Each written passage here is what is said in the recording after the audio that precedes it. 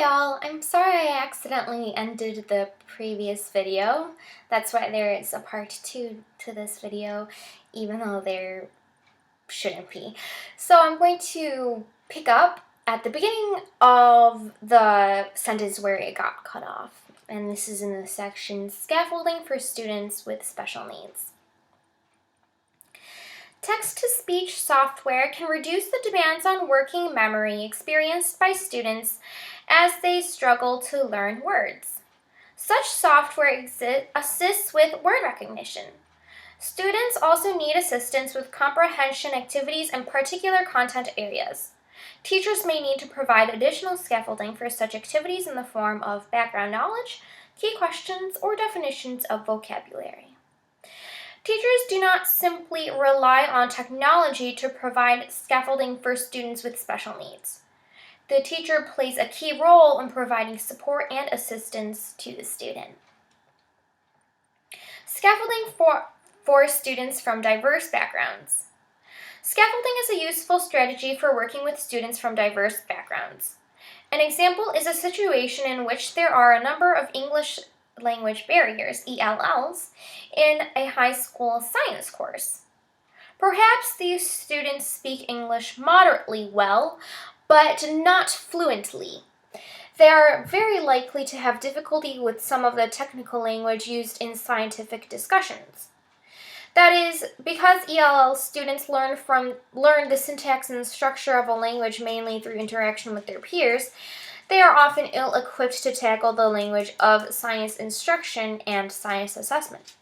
This problem is not limited to science classes, but science instruction is a useful example.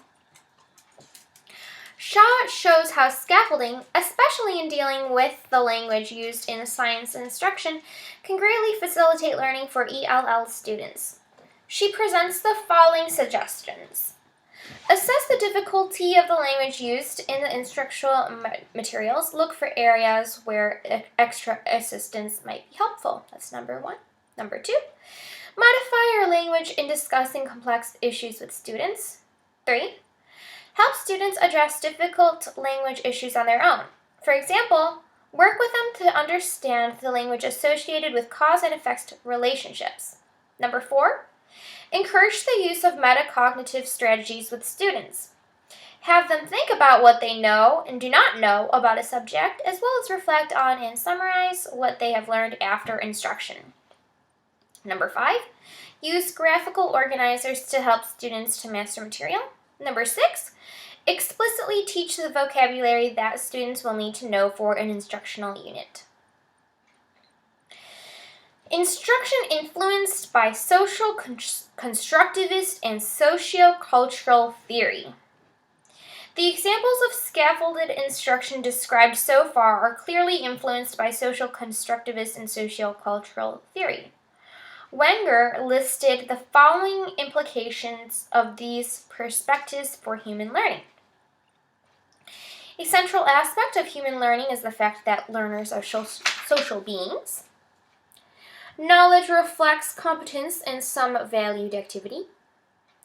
The act of knowing involves participating in valued activities.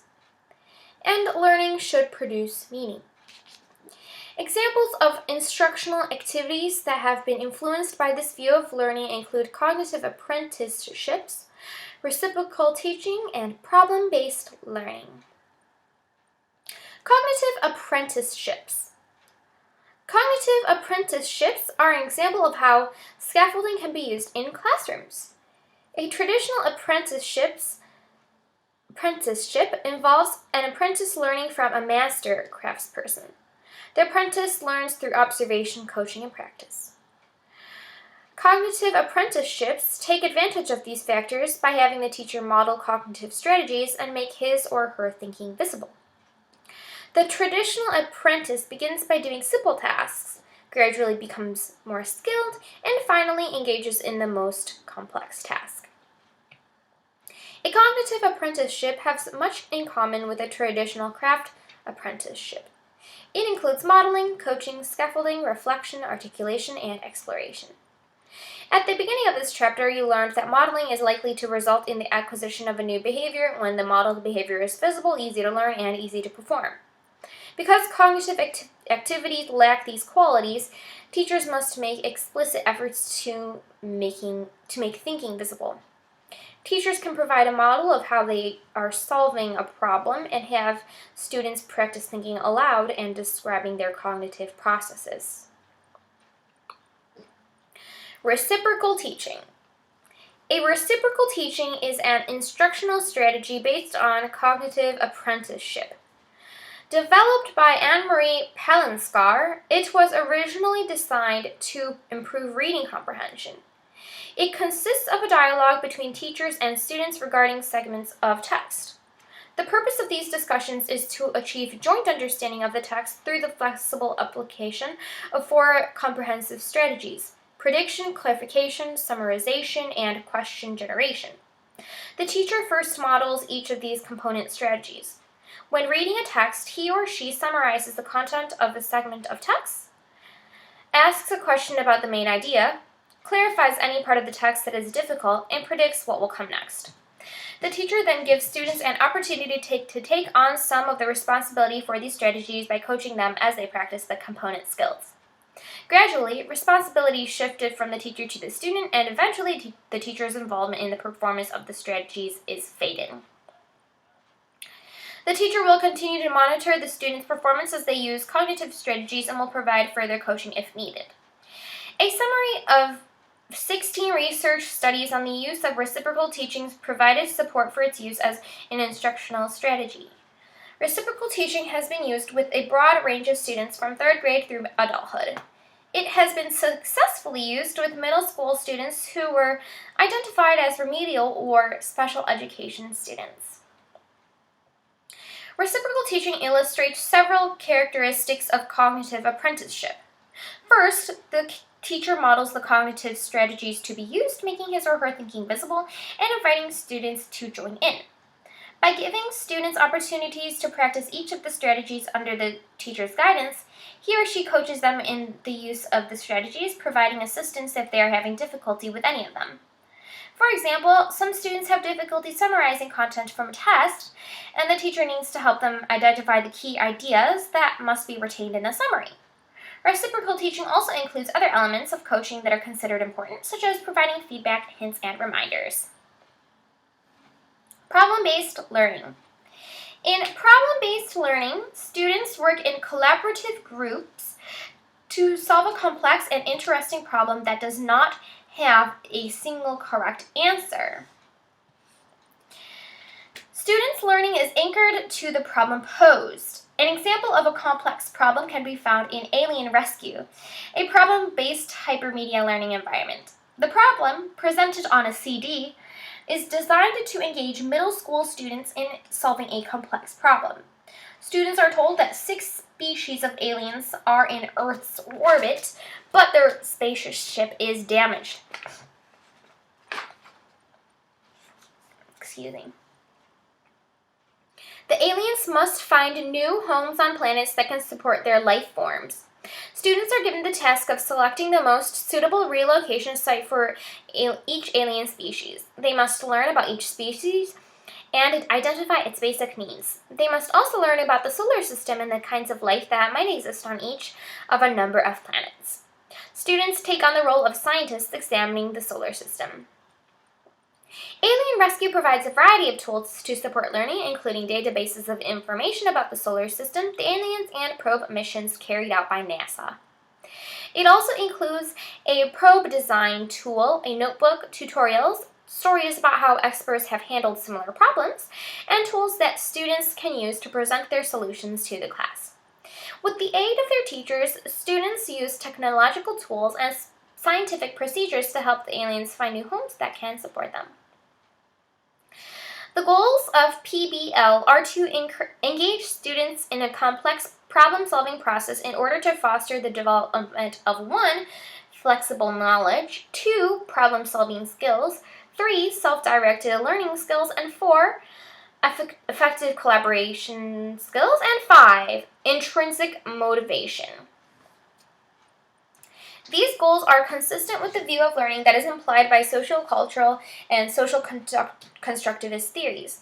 The teacher guides students through a process in which they are presented with the problem scenario, gain an understanding of the problem, and identify the relevant facts. They then generate hypotheses about potential solutions. They identify gaps in their understanding and engage in self-directed learning to fill those gaps. They apply their new knowledge and evaluate their original hypotheses on the basis of what they have learned. Upon completion of a problem, they reflect on what they learned. The process is depicted in Figure 8.10. Students engaged in PBL are initially given very little information about a complex problem. They must seek further information from the teacher or facilitator. For example, if the students were working on alien rescue, they would need to find out what kind of home was needed, air, water, etc., for each alien species.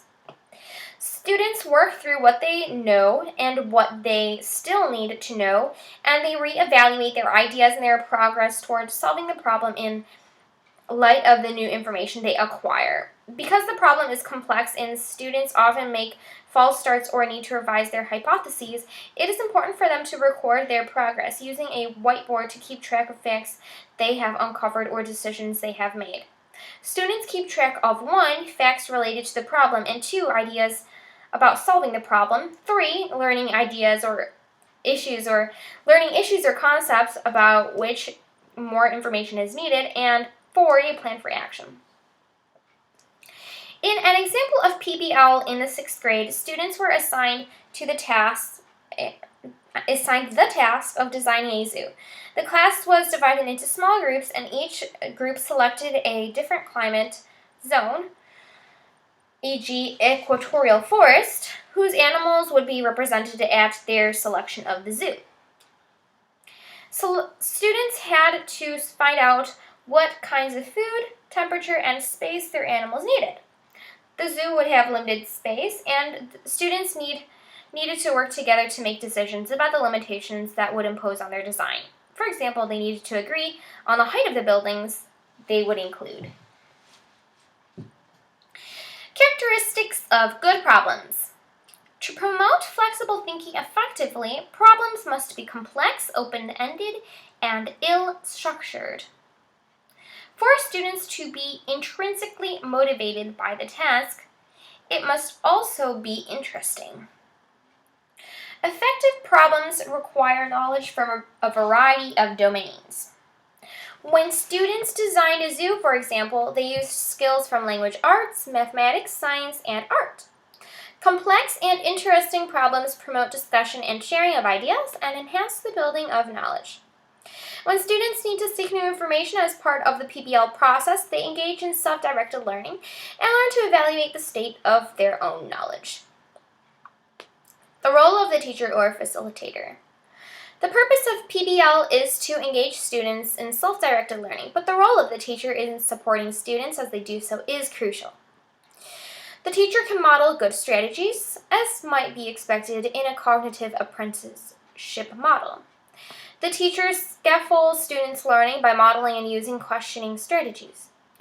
As students become more skilled, the teacher begins to fade the explicit scaffolding of their activities. The teacher must monitor the progress of a PBL group, encouraging all students to participate and to talk about what they are thinking. Classroom communities. An important technique for building learning communities was developed by Anne Brown and Joseph Campion. A central feature of this approach is that students help design their own learning environment, including choosing curricula.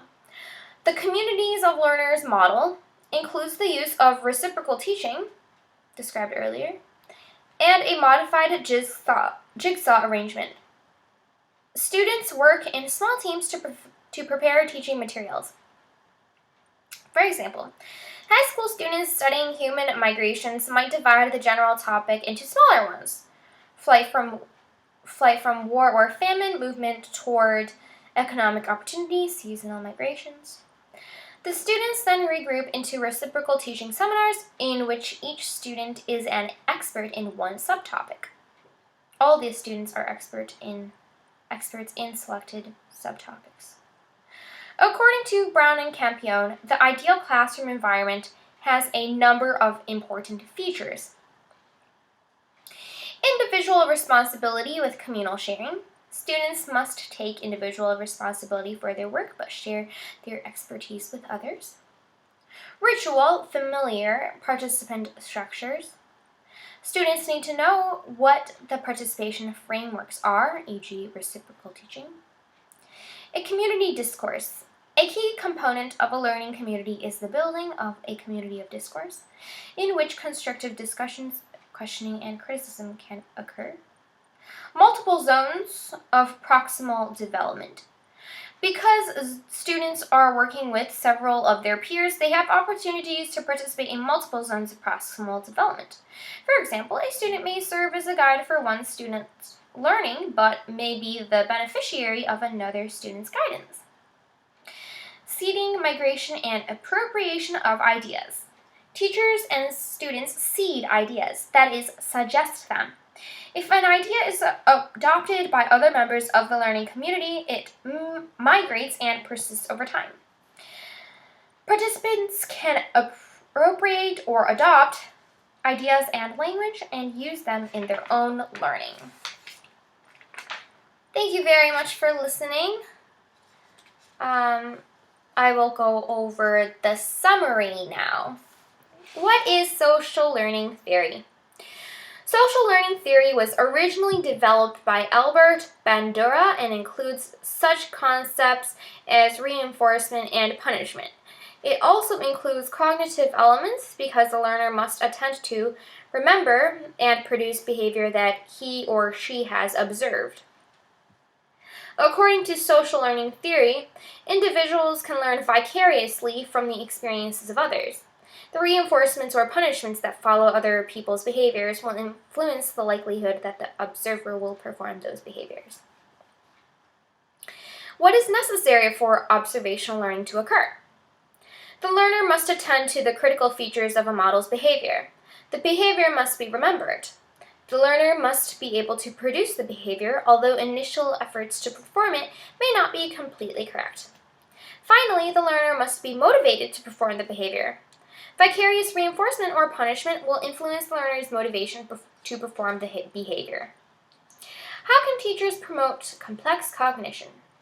To promote metacognition in the classroom, the following information should be discussed. The amount of time and effort the problem or argument is worth, what you already know about it, the goal or reason for engaging in extended and careful thought about it, how difficult it will be to solve the problem or reach a conclusion, how you will know when you have reached the goal, the critical thinking skills that are likely to be useful in solving the problem or analyzing the argument, and whether you are moving toward a solution. A teacher can promote argumentation by requiring students to articulate and defend positions on topics. Transfer can be encouraged by asking students to look for the similarities between problems. How can teachers promote problem solving? Teachers can help students develop strategies for problem solving and create an environment in which students are willing to take academic risks. Teachers can encourage students to generate different representations of the problem, explore alternative strategies, and focus on the process of problem solving and not on the outcome. They can encourage students by eliminating or reducing contingencies associated with problem solutions. How is scaffolding used in instruction? Scaffolding can be used in a number of ways in instruction. Scaffolded instruction has two key elements. The learner's efforts are supported by a more skilled individual so that the learner can accomplish more than he or she might accomplish alone. With practice and feedback, the learner internalizes the new data, internalizes the new skill, and support is gradually faded. How can teachers use scaffolding techniques to work with diverse learners? Scaffolding techniques are an excellent way to work with diverse learners. Scaffolding is based on the idea that teachers need to find students' strengths and weaknesses and attempt to build on the strengths and minimize the weaknesses. When working with students who have difficulties with English or students whose background in a subject area is weak, scaffolding can help bridge the gap between confusion and understanding. What kinds of instruction are influenced by social constructivism and sociocultural theory?